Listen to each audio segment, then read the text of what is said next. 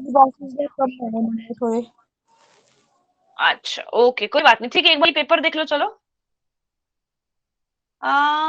ये कौन है, एंड्रोपीके जी, आपका नाम क्या है एक बार बता दोगे? एंड्रोपीके इज व्हाट? नेम क्या है आपका? Unmute yourself and tell.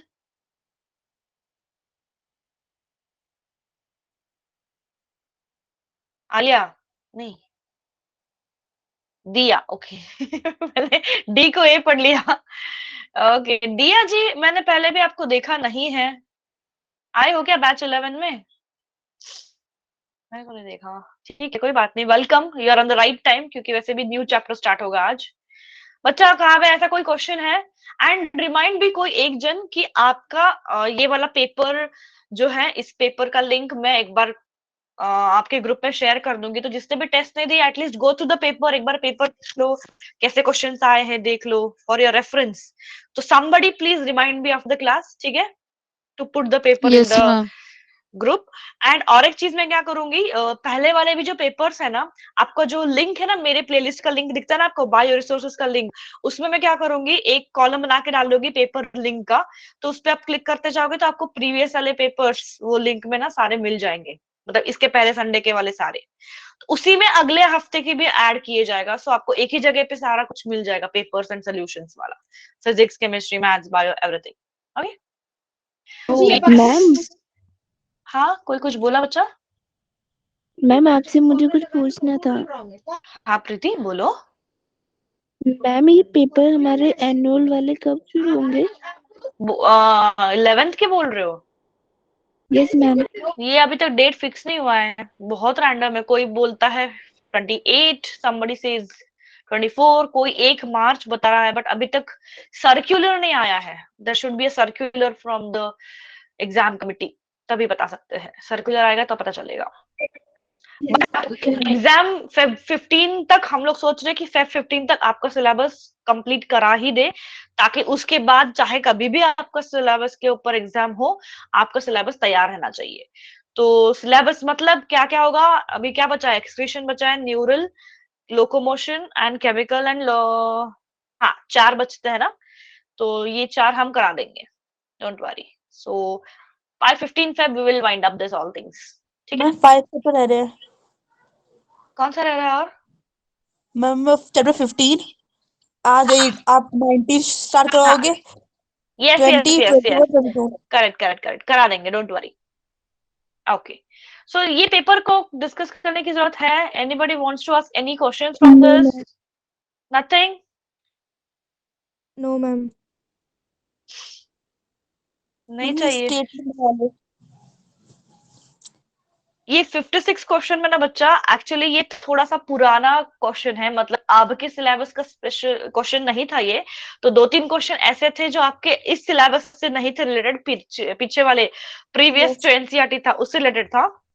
It's okay, 2 या 3 ही ऐसा क्वेश्चन था, not more than that, but उसको भी आप एलिमिनेट कर सकते हो। जैसे देखो, अगर इसके बारे में आपको पता नहीं है, ये करंट एनसीईआरटी में नहीं है, तो स्टेटमेंट क्या कह रहा है कि shuttle do not occur in prokaryotes, and B कहता है कि NADH2 molecule produce during glycolysis can directly enter the mitochondria.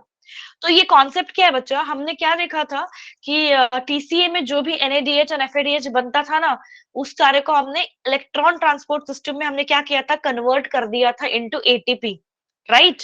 हमने कुछ ये किया था। हाँ गुड इवनिंग निशान दीपक। तो हमने ये जो कन्वर्जन किया टीसीए साइकिल के NADH और FADH का, ये ग्लाइकोलाइसिस में जो NADH बनता है उसका हमने नहीं देखा था। इफ यू रिमेम्बर, हमने टीसीए के माइटोकॉन्ड्रिया के मैट्रिक्स में से हमने NADH को लेके गए थे टुवर्ड्स वो नहा धो के वाला जो था complex, and yes then ma'am. हाँ, तो हमने ग्लाइकोलाइसिस में भी एक जगह पे NADH बनता था, जब 1,3-बिस्फॉस्फोलिएट 3-फॉस्फोलिएट बनता है तब। तो उस NADH का क्या हुआ, तो ये थोड़ा सा प्रीवियस सिलेबस है, जनरली इसको इलिमिनेट किया है, बट नाउ ये हमने बोला है टीम को कि प्रीवियस वाले क्वेश्चंस को ना उठाए। Anyway this was the mistake, it's okay. तो मैं बता देती हूँ कॉन्सेप्ट। कॉन्सेप्ट ये कहता है कि वो जो ग्लाइकोलाइसिस वाला NADH है ना बच्चा, उस NADH से भी एनर्जी लेनी पड़ेगी हमको। तो एक शटल सिस्टम करके एक प्रोटॉन, एक इलेक्ट्रॉन्स का ग्रुप है, वो क्या करता है, जैसे हमने पायरुविक एसिड को एसिटिल कोए में कन्वर्ट करना पड़ा ताकि वो माइटोकॉन्ड्रिया के मेम्ब्रेन में अंदर एंटर कर सके, सेम वे में हमको एनएडीएच के जो इलेक्ट्रॉन्स है, ग्लाइकोलाइसिस में बनता है एनएडीएच, उसके इलेक्ट्रॉन्स को जब माइटोकॉन्ड्रिया में भेजना होगा ना ईटीएस के लिए, तो कुछ एक बीच में का कैरियर लगेगा। तो मैलेट एस्पार्टेट करके मॉलिक्यूल से, अमीनो एसिड से जो ये कैरी करके जाते हैं ग्लाइकोलाइसिस से इलेक्ट्रॉन्स टुवर्ड्स द माइटोकॉन्ड्रियल का मेम्ब्रेन। तो ये जो कैरियर्स है, इलेक्ट्रॉन कैरियर्स को हम कहते हैं shuttle system.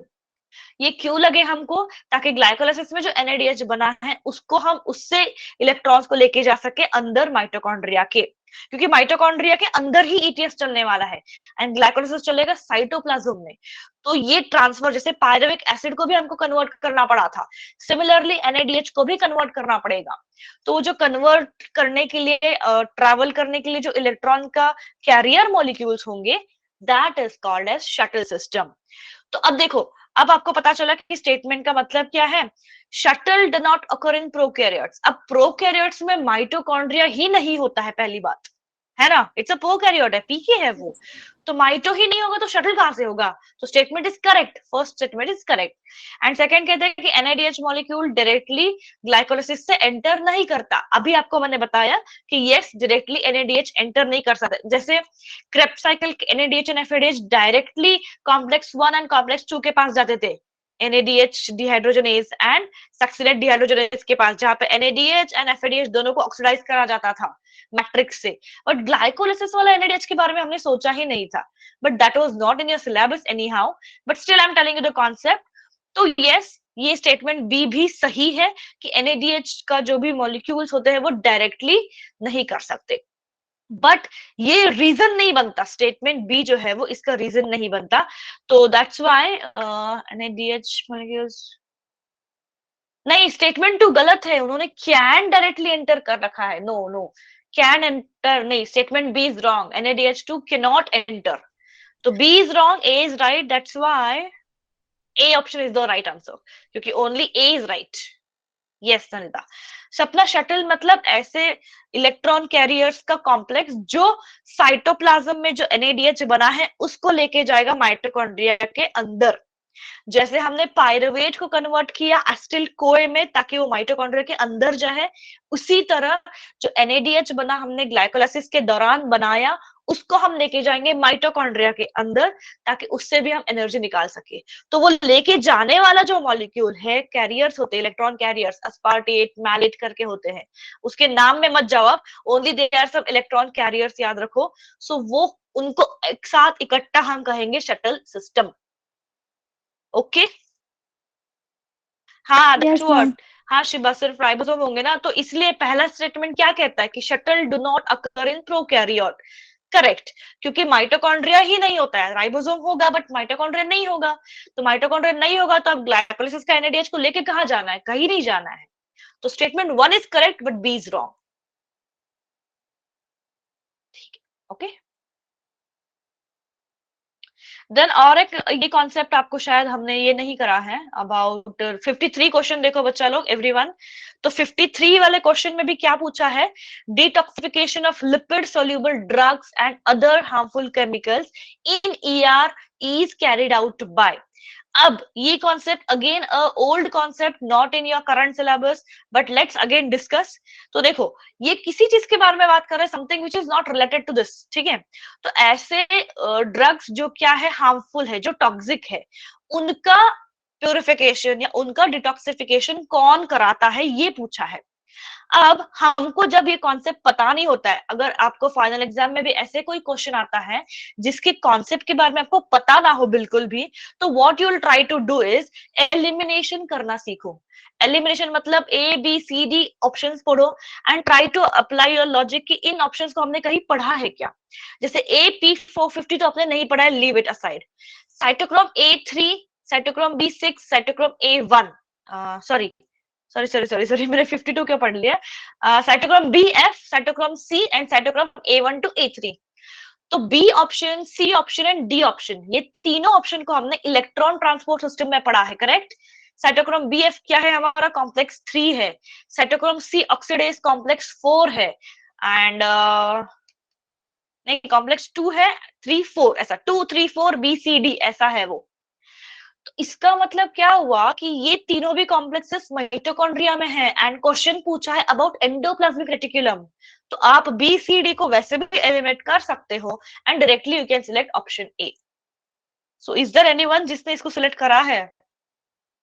O wow, Nandita, Parul and Deepak, आपने यही लॉजिक लगाया क्या जो मैंने कहा था? Do you Yes, use? अच्छा क्योंकि जी, ma'am very good very good. तो एग्जाम में ये इजी मेथड होता है, अगर कोई क्वेश्चन ना आए तो एलिमिनेट करना चालू करो। Exactly, this is easy method कि आपको कोई क्वेश्चन कॉन्सेप्ट याद नहीं आ रहा है तो ऑप्शंस पढ़ो, उनमें से रिलेट करने की कोशिश करो कौन सा ऐसा रिलेटेबल है। अगर ऑप्शंस भी कंफ्यूजिंग है तो स्किप द क्वेश्चन, क्योंकि नेगेटिव मार्किंग में चले जाओगे आप। Yes, that is correct, that is correct. ठीक है, तो ये दो क्वेश्चंस थे जो हमको शायद अलग था या हमने देखा नहीं था। Anything else which was not seen? अब 49th क्वेश्चन भी देखो, सिट्रेट सिंथेज, ये एंजाइम तो हमने कभी पढ़ाया नहीं है, करेक्ट? तो बट आप इसको कैसे अटेम्प्ट करोगे, इसको कैसे आप क्वेश्चन को पढ़ोगे?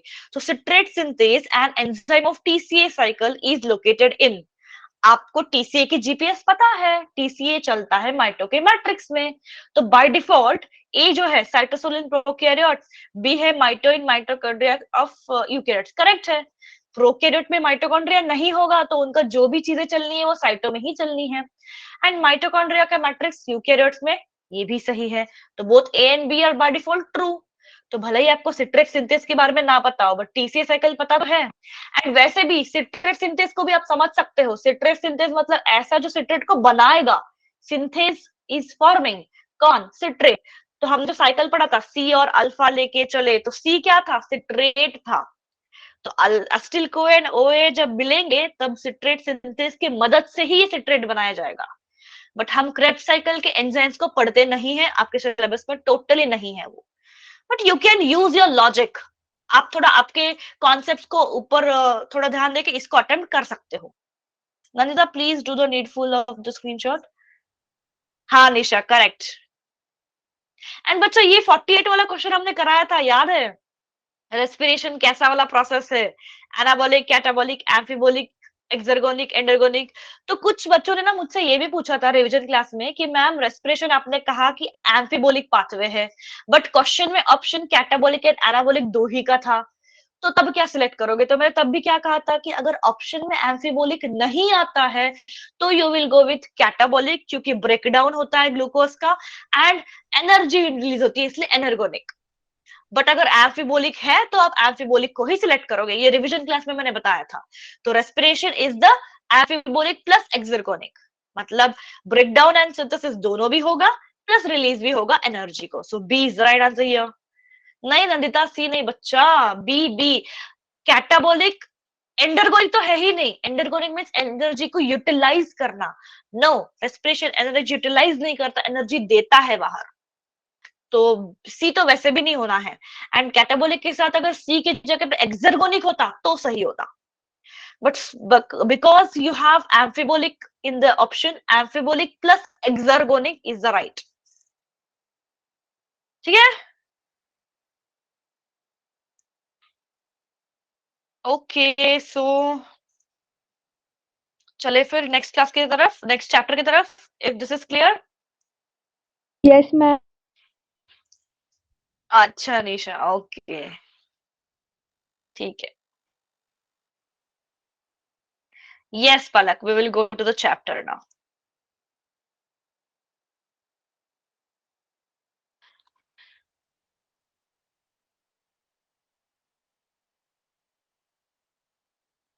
ओके,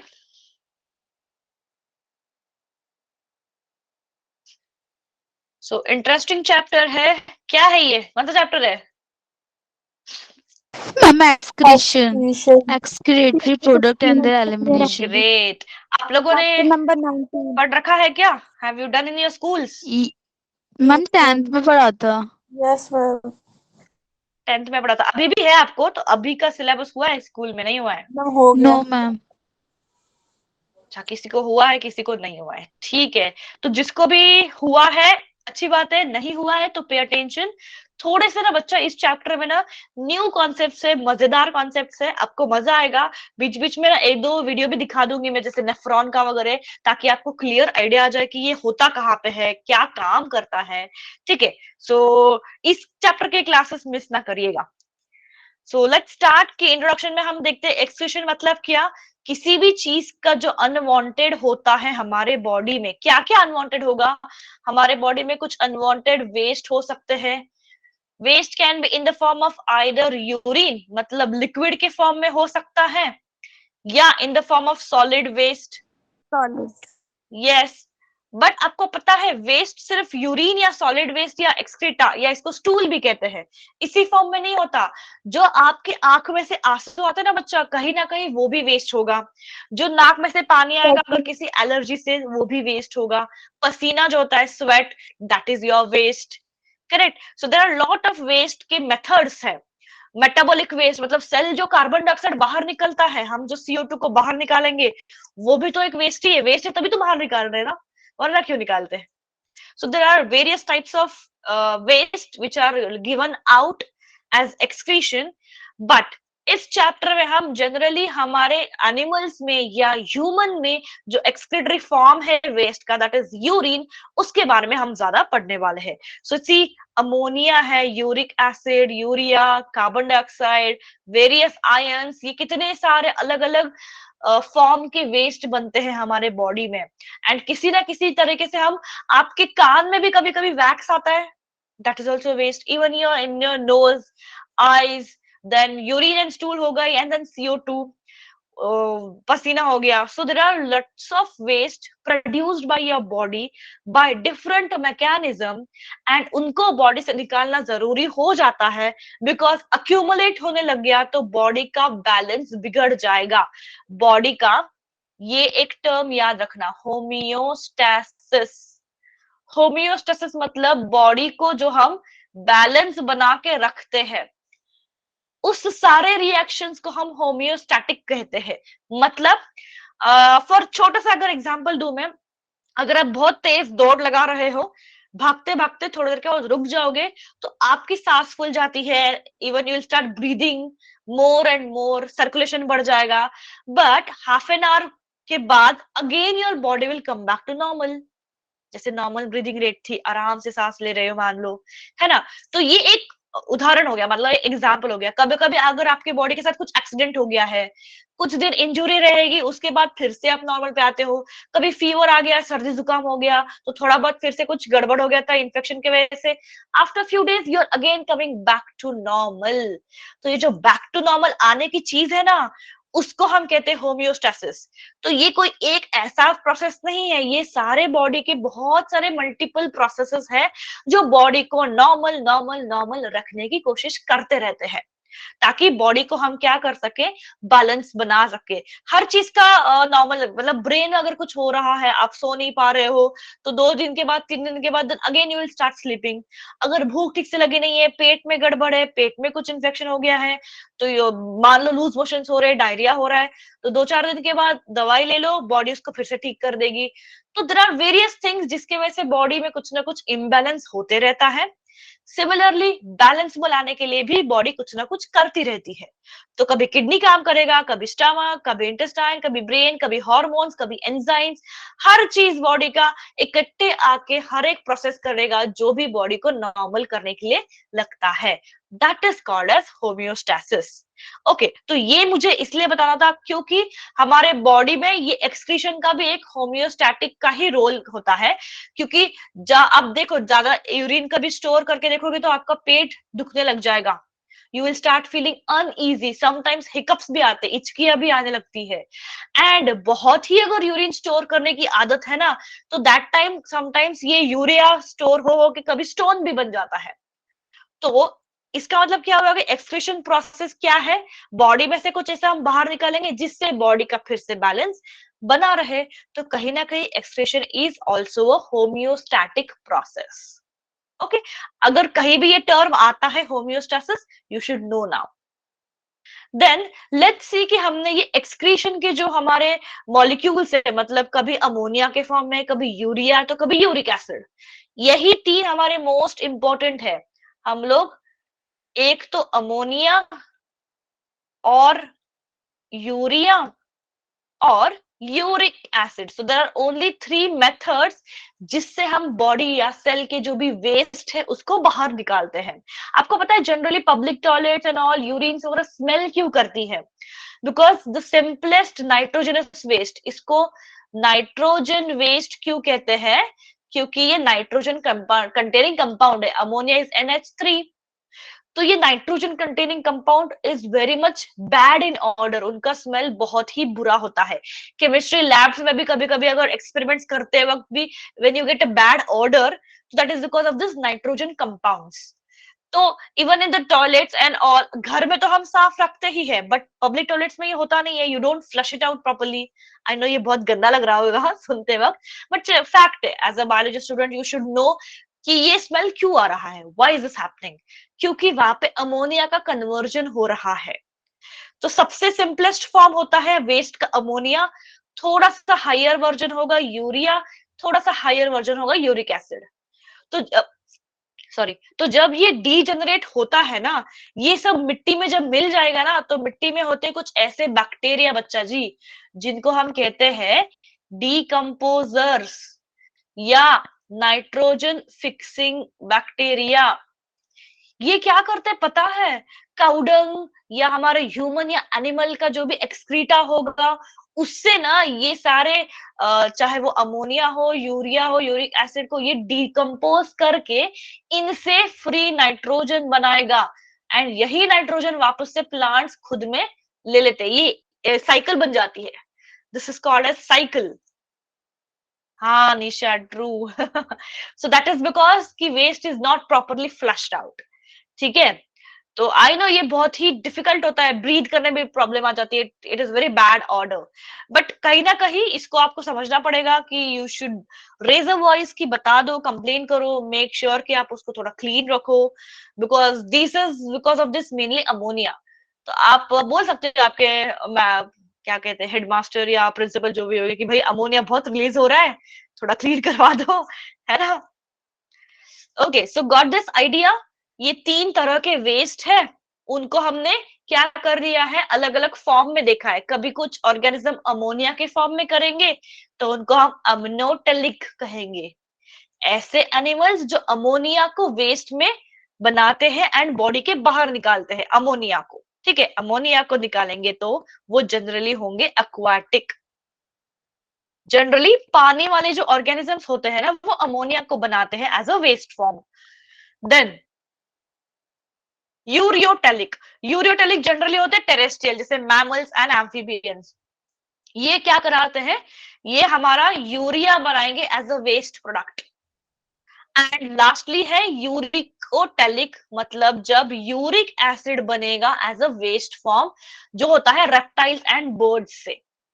तो मोस्टली क्या हो जाएगा, यू कैन रिमेम्बर, क्योंकि यहाँ से क्वेश्चन बनते हैं, क्वेश्चन ऐसे बनेंगे कि ना वो लोग पूछेंगे कि कौन सा एग्जाम्पल कौन से प्रोसेस का है, तो आपको कैसा लिखना पड़ेगा।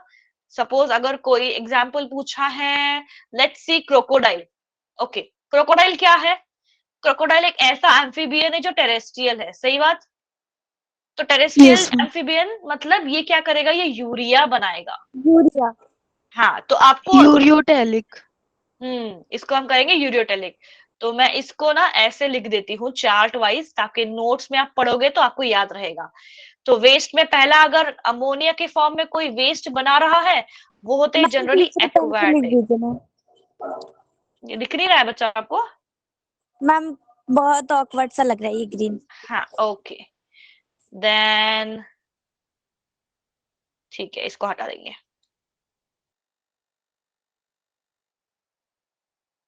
सो फर्स्ट होगा अमोनिया के फॉर्म में, जनरली क्या होते हैं, वो एक्वाटिक होते हैं, फिशेस वाले होते हैं। करेक्ट, एग्जांपल्स लेट्स सी कि सम एक्वाटिक एनिमल्स का एग्जांपल आएगा यहाँ पे, लाइक फिशेस।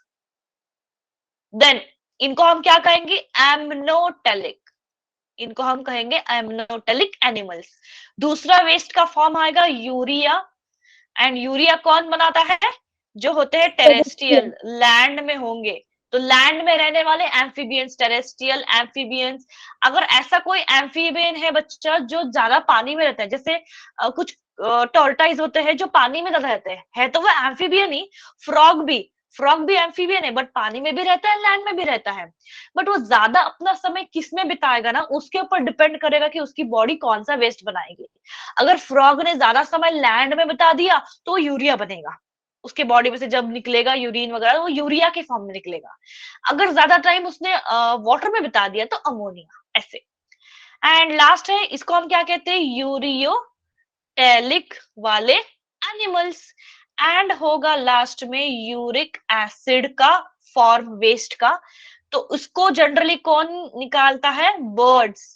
जो आप और एक याद रख सकते हो, ये ना पूरा ऐसा आयॉन्स के फॉर्म में होगा, लिक्विड के फॉर्म में। बट यूरिक एसिड ना बच्चा जी, यूरिक एसिड कुछ कुछ पेस्ट के जैसा होता है। आपने देखा होगा ना, कौवा ने कुछ कर दिया या फिर कबूतर ने कुछ कर दिया, तो that is something in form of paste, semi solid. ऐसा पूरा लिक्विड भी नहीं है, पूरा सॉलिड भी नहीं है ना। एक्वेरिक तो फॉर्म में। हाँ, तो वैसे आप याद रख सकते हो, बर्ड्स है, देन कुछ रेप्टाइल्स है जो यूरिक एसिड करेंगे, एंड इनको हम यस कहेंगे यूरिकोटेलिज्म।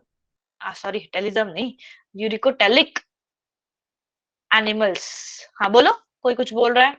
मैम आपने कहा था कि अमोनिया रिलीज होता है, लेकिन आपने भी बताया कि यूरिया रिलीज होता है, तो फिर मैम यूरिया में ही अमोनिया होता है या फिर हाँ अमोनिया हाँ हाँ हाँ हाँ, सी, ये वाले ऑर्गेनिजम्स अमोनिया के फॉर्म में रिलीज करेंगे, ये वाले ऑर्गेनिजम्स यूरिया के फॉर्म में रिलीज करेंगे वेस्ट को, एंड ये वाले ऑर्गेनिजम्स यूरिक एसिड के फॉर्म में रिलीज करेंगे वेस्ट को।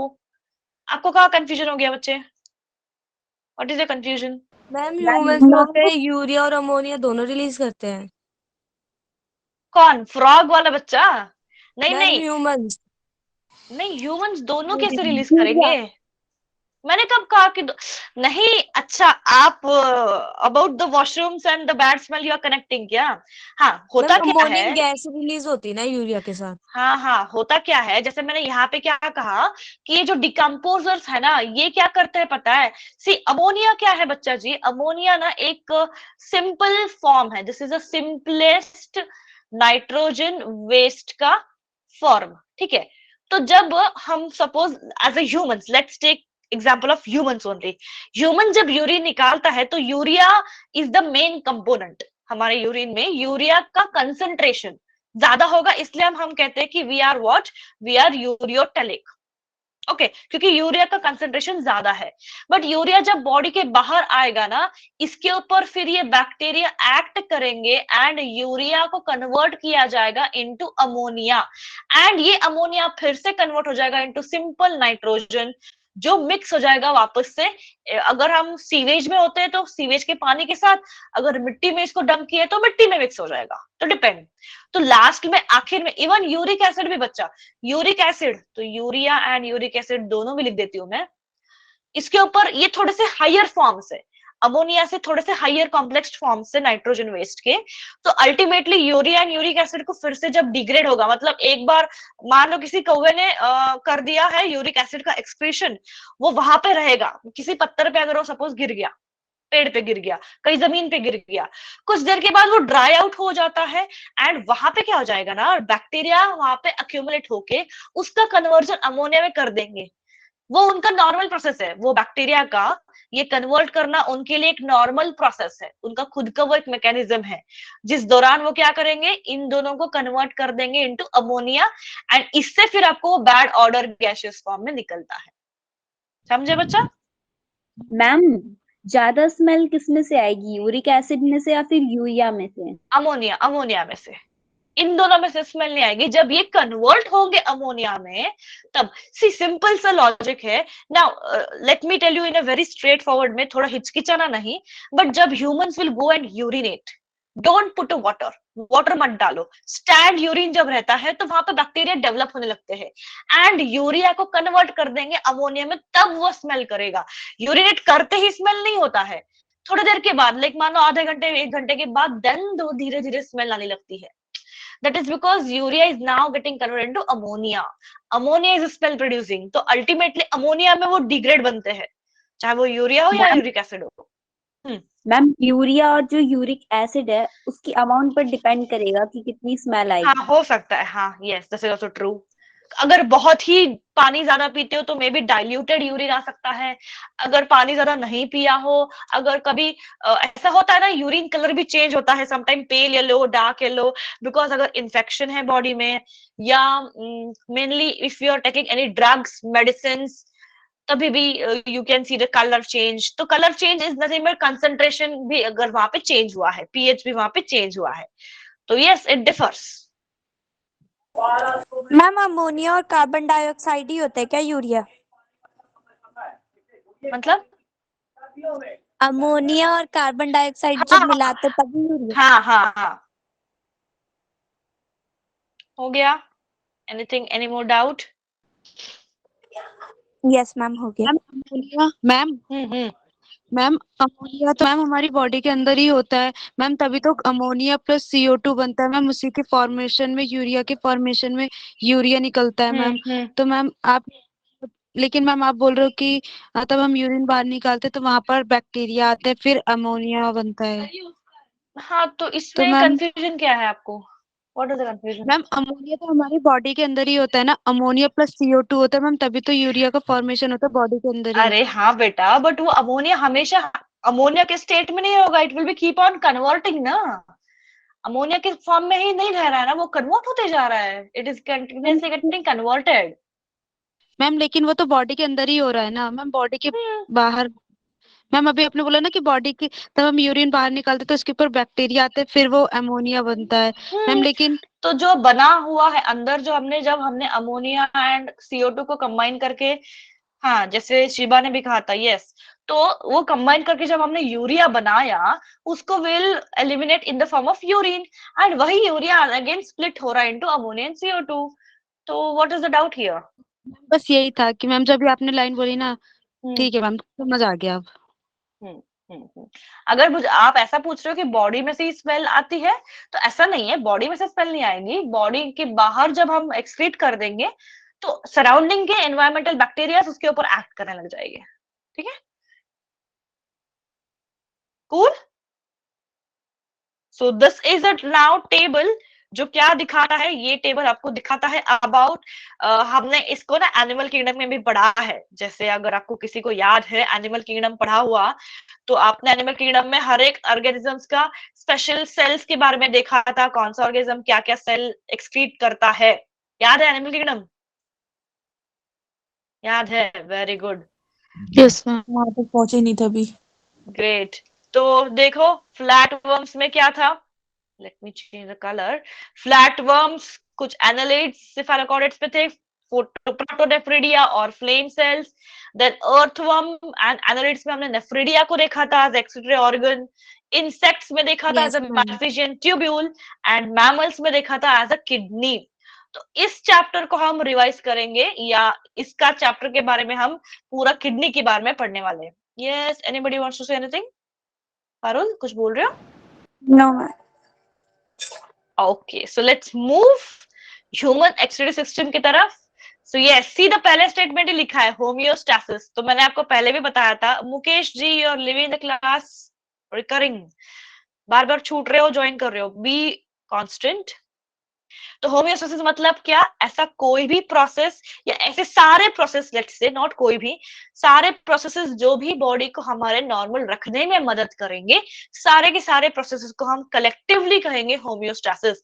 चाहे वो ब्रीदिंग का हो, सर्कुलेशन का हो, एक्सक्रीशन हो, डाइजेशन हो, एनीथिंग। इवन आपको सपोज मान लो अपने ठंडी में, अभी आपकी तरफ ठंडी बहुत है, मान लो लेट्स सी कि आप you are having severe cold, तो धीरे धीरे आप क्या हो जाता है, आपकी body will try to get match with the environment. तो ये क्या हो गया, ये एक प्रोसेस ऑफ अडेप्टेशन हो गई। बॉडी के अंदर की चीजें जो है बाहर के एनवायरनमेंट से थोड़ा सा अंदर, अब बाहर टेम्परेचर आपके यहाँ पे 10 हो सकता है, 5 डिग्री हो सकता है, बट बॉडी के अंदर कितना होता है, 37 डिग्री सेल्सियस ही होता है।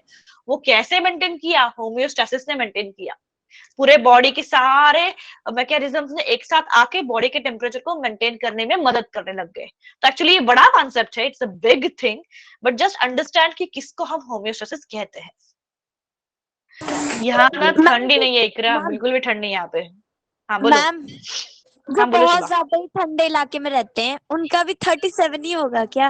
ये हाँ एकदम हाँ यस, सारे ह्यूमंस का बच्चों, सारे ह्यूमंस का इंटरनल बॉडी के अंदर का टेम्परेचर बता रही हूँ मैं, ठीक है? बॉडी के अंदर, सेल के अंदर का मान लो, स्पेसिफिकली बॉडी या सेल के अंदर का हमेशा यस 1-2 डिग्री, 1 और 2 डिग्री वुड बी ऊपर नीचे, बट 37 डिग्री सेल्सियस ही होगा हमेशा। मैम उसके नीचे अगर घटने लग गया ना, से हम लोग कभी कभी देखते हैं ना कि बॉर्डर पे ठंड में जवानों की वगैरह मौत होती है, या बॉर्डर पे छोड़ो, कभी कभी हमारे इंडिया में भी, इंटरनल में भी, because of too much of ठंड भी मौत हो गई। तो वो क्यों होती है मौत? दैट इज बिकॉज आपके बॉडी नो होम्योस्टेसिस मेंटेन करने में फेल हो गया। तो वो जो कांस्टेंट एनर्जी ला रहा था बॉडी की 37 डिग्री सेल्सियस मेंटेन करके रखना है, तो ही आपकी बॉडी नॉर्मली हेल्दीली लिव कर पाएगी। वो करने में अगर सिस्टम फेल हो जाता है, then eventually you will, the cells and organs, वो टिश्यूज सारे धीरे धीरे गिव अप करने लगते हैं, then they will start dying slowly. हाँ कोई कुछ बोल रहा है? मैम एक्सक्रीटरी ऑर्गन्स होम्योस्टेटिस की तरह वर्क कैसे करते हैं? वही, अब एक्सक्रीटरी ऑर्गन्स जैसे हमारा kidney, liver, even the lungs, ये क्या करते हैं? CO2 के फॉर्म में निकालते हैं। लिवर क्या करेगा? डिटॉक्सिफाई करेगा। स्वेट ग्लैंड्स जो होते हैं वो क्या करेंगे? स्वेट को बाहर निकालेंगे। किडनी क्या करेगी? यूरिन को बाहर निकालेगी। अब यूरिन को अंदर रखना इस अच्छी बात है क्या? नहीं है। तो हम उसको अगर अक्यूमुलेट करने लग गए, अगर ऐसा कोई सिस्टम ही ना होता एंड उसको हम अक्यूमुलेट करने लग जाते, तो क्या होता? Body would not be in a normal condition. तो उसको नॉर्मल रखने के लिए हमको बाहर तो भेजना पड़ेगा ना इस चीज को। इसलिए हम एक्सरेडी ऑर्गन को भी होम्योस्टैटिक कहेंगे, क्योंकि वो हेल्प करता है बॉडी को नॉर्मल ही रन करने में, ताकि एक्स्ट्रा जो भी अनवांटेड चीज या हार्मफुल चीज बनी है उसको हम बाहर निकाल सके। नहीं निकाल पाते, अगर ऐसा कोई सिस्टम नहीं होता तो शायद बॉडी हम नॉर्मल रेगुलेशन पे नहीं रख पाते। सपना जी, मैं क्या बताऊंगी, मैं क्लास के एंड में कहाँ रहती हूँ। ठीक है, सो सी देयर आर वेरियस ऑर्गन्स, मैंने अभी बताया भी था ये क्या क्या ऑर्गन्स है।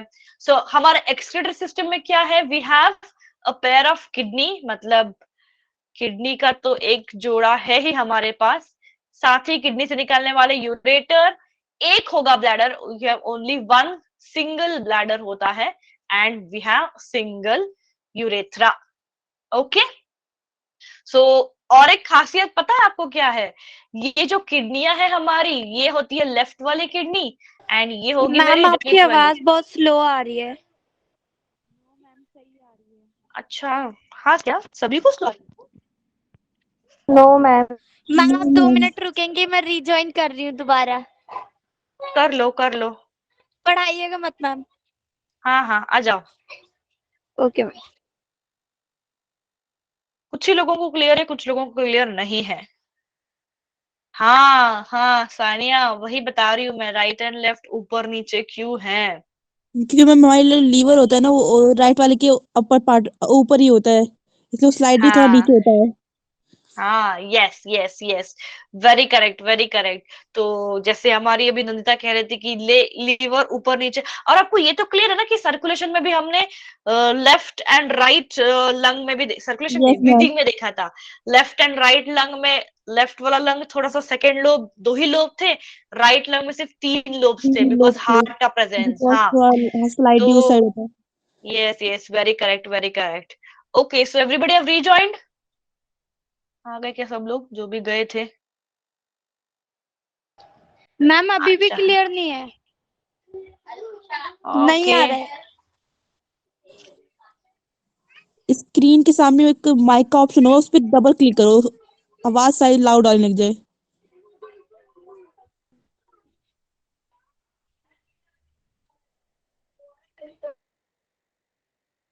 हाँ लंग में भी डिफरेंस था इकरा। अभी क्लियर है? कोई बात करो यार, मुझे सुनाई नहीं दे रहा है। Yes ma'am.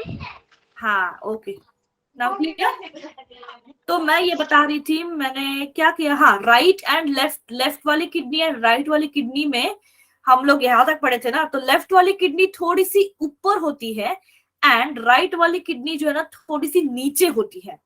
तो इसका रीजन जैसे नंदिता ने कहा दैट इज ट्रू, कि देखो because of the presence of this liver क्या हो जाएगा, ये किडनी थोड़ी सी कुछ 4 से 5 सेंटीमीटर, बच्चा ज्यादा नहीं, तो थोड़ा सा ऐसा दिखेगा आपको, like this. Okay, that is because of this presence of the liver, जहां पे right kidney will be little bit down. Down भी कहा, देखो पोजीशन देखो, लेट्स सी की पोजीशन कहाँ होती है। सी, ये मैंने ना पीछे का वर्टिब्रल कॉलम लिया है, this is what vertebral column हमारा, एंड हमारी किडनी पीछे की तरफ होती है। अगर किसी ने ऐसे पेट आगे से पकड़ के रखा है और बोला ना कि अगर पेट में दर्द है, किडनी में दर्द है, तो उनको बताना कि भाई किडनी एक तो पीछे की तरफ होगी, मतलब डॉर्सल साइड, बैक साइड। तो बैक में भी कहाँ पे है, see, is voice clear to everybody? हाँ ना, कोई कुछ बोलो यार। मैम Yes, है ma'am. वो इसलिए आपके। हाँ, आप लोग कभी कभी इतने शांत हो जाते हो, ऐसा लगता है सन्नाटा है और मैं अकेली पाई जा रही हूँ। डर लगता है मुझे कभी कभी, एकदम से शांत हो जाते हैं सब लोग। नो मैम, उस टाइम आपकी बात एकदम ध्यान से सुन रहे होते हैं इसलिए। Okay, fine fine. तो देखो, इन द वर्टिब्रल कॉलम हमारा जो थोरासिक रीजन है, इसको मैं यहाँ पे लिखती हूँ so that you will understand. तो नेक रीजन के नीचे से चालू होता है थोरासिक रीजन, एंड यहाँ तक होगा थोरैसिक पार्ट, नीचे होता है लुम्बार पार्ट। तो कुछ 12 बोन्स होते हैं थोरैसिक के, कुछ 5 बोन होते हैं लुम्बार रीजन के।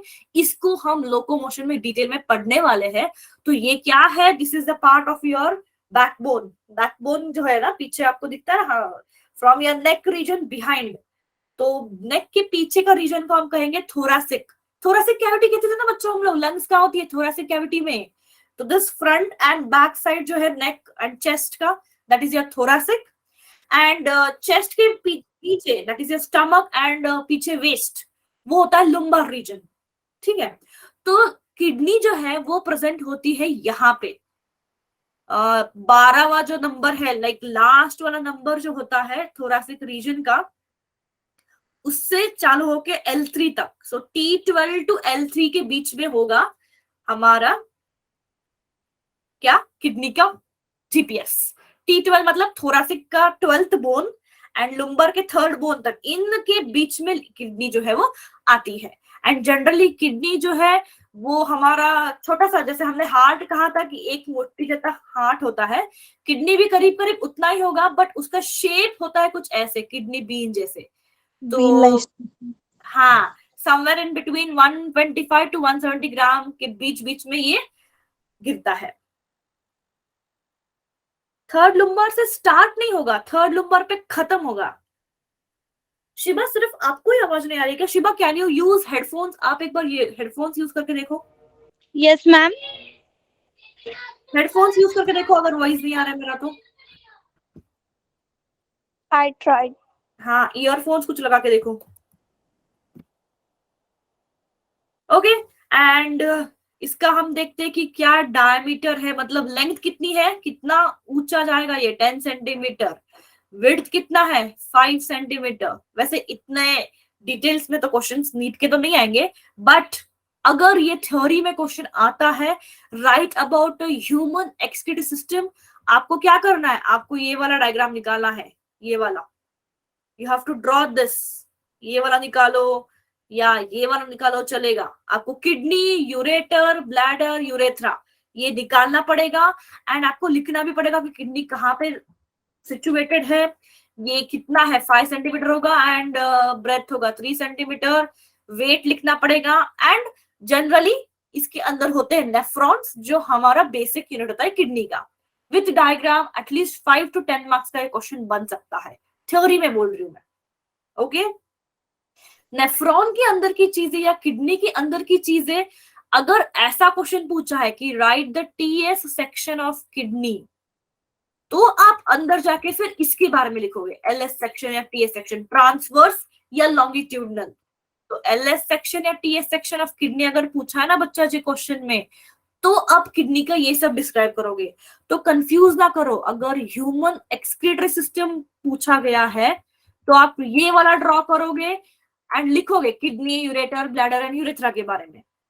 एंड अगर एलएस ऑफ किडनी पूछी है, लॉन्गिट्यूडनल पूछा है, तो ये लिखोगे। ये मैंने पढ़ाया नहीं, अभी बता रही हूँ सिर्फ। क्लियर कि कौन से क्वेश्चन में क्या लिखना है आपको? Yes ma'am. Yes ma'am. तो अब हम एलएस ऑफ किडनी देखते हैं कि किडनी में अंदर, अगर मेरा ऐसा किडनी है, ये मेरा राजमा था ना ऐसा, नेफ्रॉन के बारे में थोड़ा बता सकते हैं ना, इस स्ट्रक्चर के, क्योंकि उसके कहाँ अंदर पे ही तो होता है। एलएस में बता सकते हो। एक्सक्रीटरी सिस्टम में सिर्फ यू राइट की nephron is basic unit. Yes ma'am. Nephron का डिटेल में मत जाओ क्योंकि मार्क्स मिलेंगे नहीं।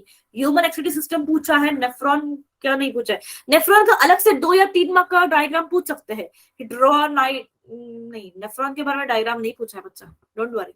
किडनी का डायग्राम पूछ सकते हैं एंड पूरा एक्सक्रीटरी सिस्टम का पूछ सकते हैं। नेफ्रॉन का they will ask urine formation, ऐसा एग्जाम पूछेंगे।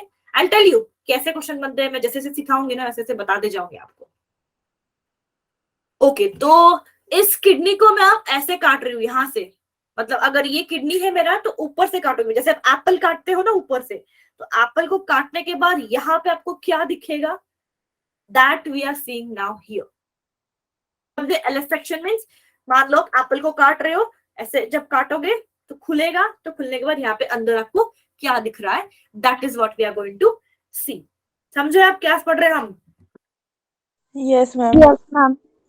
ठीक है, तो मैं इसको यहाँ पे निकाल रही हूँ ताकि आपको और अच्छे से समझ में आ जाए। So if the kidney is something like this, okay, इसका एक बाहर टफ स्ट्रक्चर होता है जिसको हम कहते हैं, एक डबल लेयर स्ट्रक्चर होगा which is called as capsule, and यहाँ पे होगा कुछ ऐसा एंट्री,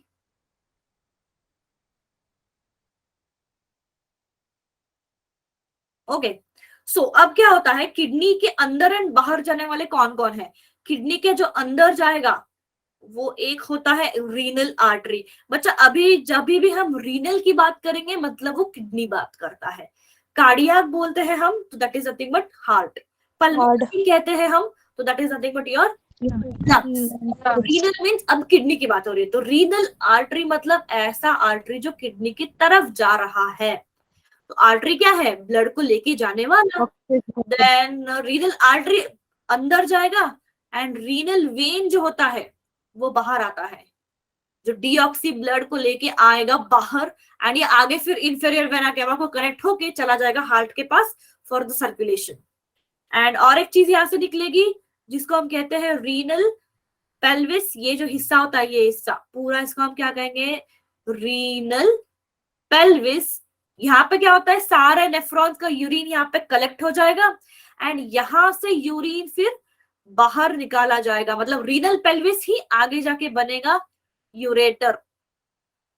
यही यूरेटर आगे जाके आपको ब्लैडर को कनेक्ट हो जाएगा and from bladder to the urethra. So renal vein is going to go out, ureter भी बाहर निकलने वाला है, आर्टरी है जो किडनी की अंदर की तरफ जाती है।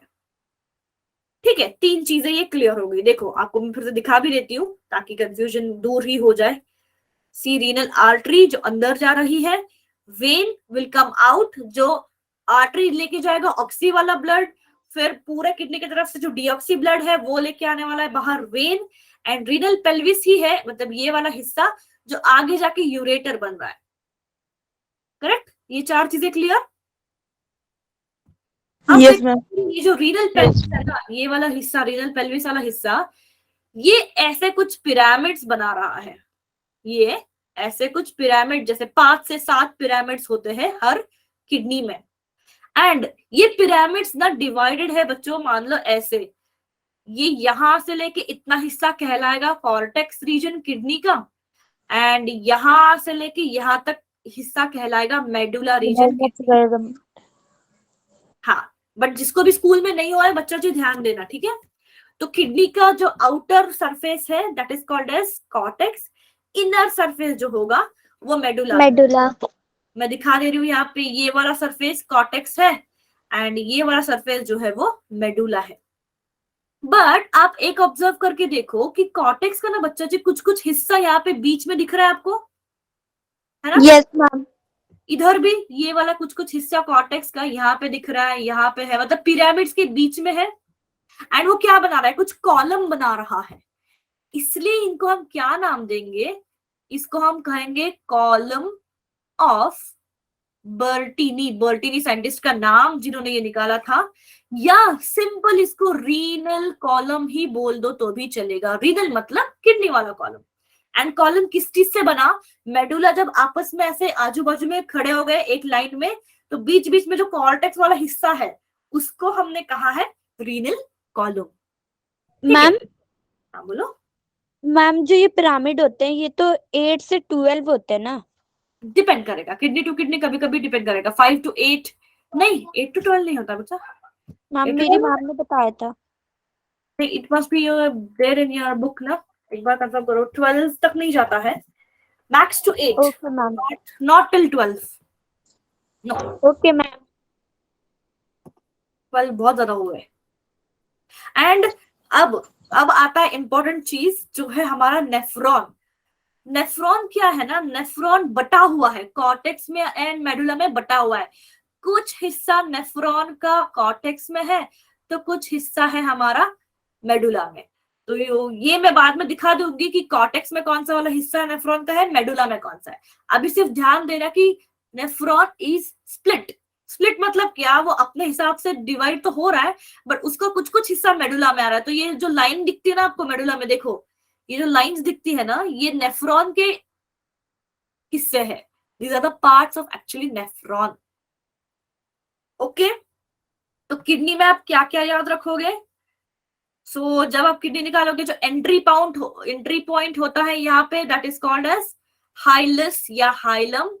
सो सबसे पहले हाइलम याद रखोगे जो कॉनकेव शेप में है। किडनी जो है वो कॉनकेव शेप में है ना, आई थिंक आप फिजिक्स पढ़ते हो यार, कॉनकेव एंड कॉन्वेक्स तो पता ही होगा आप, है ना? Yes, then hilum is going to enter into the kidney. तो enter करेगा तो आगे बनाएगा renal pelvis। एंड ये pelvis जो है, ये pelvis ही, ये मैंने ऐसे जो निकाले थे ना ऐसा वाला, इसी को हमने कहा है कैलिक्स।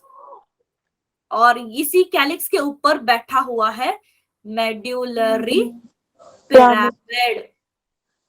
नहीं समझ में आया तो अभी पूछना बच्चा जी, एवरीवन। फिर ये मेडुलर पिरामिड के बाद हमने फिर क्या देखा? Cortex and medulla reason. दो रीजन देखे हमने, कॉर्टेक्स रीजन देखा और मेडुला रीजन देखा हमारे किडनी का। एंड कुछ हिस्सा हाँ कॉलम ऑफ बर्टनी। करेक्ट, कुछ हिस्सा कॉर्टेक्स का जो मेडुला में आता था उसको हमने कॉलम ऑफ बर्टनी कह दिया, या रीनल कॉलम भी कहोगे तो भी चलेगा। See the diagram again, एक बार देख लो आंखें भर के, पूरा ये देख लो। This is the same thing. अच्छा हाँ बच्चा, 8 to 12 है। Yes, I have confirm this. But in your NCERT ना, एनसीईआरटी ने कुछ अलग ही लिखा है, पता है? किसी के पास एनसीईआरटी खोला हुआ है अभी? Anybody?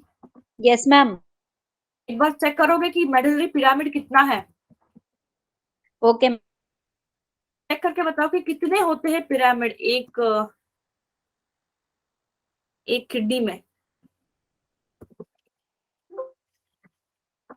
Meanwhile let's go forward.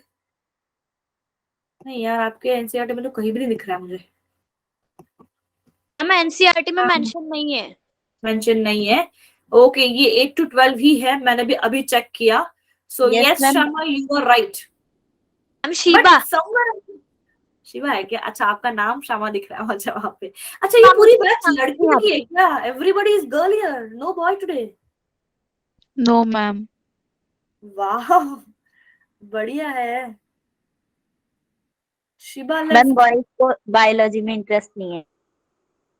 Deepak is not a boy ना, दीपक की लड़की है शायद। मैम गणेश भी था, वो भी चला गया क्लास हाँ, से। गणेश ने क्यों छोड़ दिया? वो भी था, गणेश था। आकाश शाक्या इज अ बॉय और अ गर्ल, मतलब आईडी तो आकाश की है। ए राजा राजा भी गर्ल ही है शायद। मैम दीपक बॉय है। अच्छा बॉय सॉरी दीपक, सॉरी। वो बहुत बार ऐसा हो जाता है कि नाम ना बॉय का होता है, मेनी टाइम्स गर्ल निकल जाती है। ओके, माय बैड, सॉरी बेटा। बॉयज का स्कूल होता सी आकाश इज गर्ल, देखो हो गया ना मेरे साथ गड़बड़। ठीक है। सो दीपक जी आप तो रह जाओ, वरना ऐसा हो जाएगा कि देखो राजा राजा चले गए, अब सबके अब चले जाएंगे फिर boys. Mukesh is also a girl. Okay, so Deepak, stay back, huh? Representative of boy. अच्छा, फिर ये वाली बैच सिलेक्ट क्यों करी ना? 4 to 5 वाला बैच सिलेक्ट ही नहीं करना ना, ये वाला बैच आपके लिए सुटेबल ही नहीं है बॉयज के लिए फिर। ओके, तो लेट्स रिवाइज कि ये कॉनकेव शेप होता है हाइलम। हाइलम के अंदर ये वाला स्ट्रक्चर रेड में जो मैं कर रही हूँ paint, that is what? Renal pelvis. Pelvis. Very good. Then ये इसी को हम कैलिक्स भी कहते हैं, so this is also called as calyx. Renal pelvis आगे जाके कैलिक्स बना रहा है। फिर ये कैलिक्स उसके ऊपर बैठा हुआ है क्या? Medullary pyramid. मेडुलरी पिरामिड का नाम पे मेडुला क्यों नहीं रखा है? क्योंकि ये किडनी के मेडुला रीजन में आता है ना, सिंपली इसलिए। मुझे बड़ा मजा आ रहा है वैसे ये पेंट करने में। ओके, देन जो दो रीजन है हमारे, इतना होगा हमारा क्या? कॉर्टेक्स वाला रीजन, एंड इसके अंदर का हिस्सा है जो मेडुला। कहाँ लिखा है? नहीं लिखा है, I will write it, medulla region. Yes, and then हमारे पास जो अंदर जाता है that is ureter. Sorry, ureter is going to come out, renal artery is going to go in, renal vein भी आउट। तो ये आउट आएगा किडनी से, ये भी आउट और ये in. Yes, so this is the structure of kidney. And nephrons कहाँ होते हैं बच्चा जी? नेफ्रॉन्स हमारे बहुत से पाएंगे ऐसे, थोड़ा हिस्सा कॉर्टेक्स में, थोड़ा इसमें, थोड़ा इसमें, ऐसा। तो ऐसा कुछ दिखता है हमारा नेफ्रॉन, समवॉट लाइक दिस दिखेगा। इसको पढ़ेंगे हम वापस से, नेफ्रॉन कुछ ऐसा ऐसा ऐसा आएगा। बोलो मैम, रीनल कॉलम और मेडुला रीजन दोनों सेम है? क्या क्या? फिर से बोलो। मैम, रीनल कॉलम और जो मेडुला रीजन है वो दोनों सेम है? नहीं नहीं नहीं नहीं, देखो, मेडुलरी पिरामिड मतलब ये, ठीक है? मेडुलरी पिरामिड के बीच में थोड़ा सा कॉर्टेक्स का रीजन आएगा, ये वाला हिस्सा। ये कुछ कुछ कॉलम बना रहा है, यहाँ पे भी कॉलम है, यहाँ पे भी है, यहाँ पे भी है, यहाँ पे भी है, यहाँ पे है, यहाँ पे। इसको हम कहेंगे क्या? रीनल कॉलम या कॉलम ऑफ बर्टिनी। समझे? मैम सेकंड क्लास का टाइम हो गया। हाँ हाँ, ओके, नो प्रॉब्लम, इधर ही रुक रही हूँ। मानसी क्लियर? मेडुलरी पिरामिड के बीच में थोड़ा सा कॉर्टेक्स का हिस्सा दिख रहा है आपको, ब्लैंक दिखते हैं ना यहाँ पे। सी, यहाँ पे जो ब्लैंक दिख रहा है कॉर्टेक्स वाला हिस्सा, ये तो टेक्निकली प्लेन। तो वो columns is called as column of Bertini या रीनल कॉलम। और पिरामिड का हिस्सा जो उसको कहते हैं medullary pyramid. Any doubts? No ma'am. Okay, so we'll stop here. Agla class will start with nephron and urine formation. So don't miss next class. That is tomorrow's class. Okay, people? Chalo, go to your next class. Bye-bye. Good evening. Thank you. कौन सा class है वैसे बाद में अभी? Physics. Physics. Wow, good. All the best. Bye. Ma'am से वाव क्या था?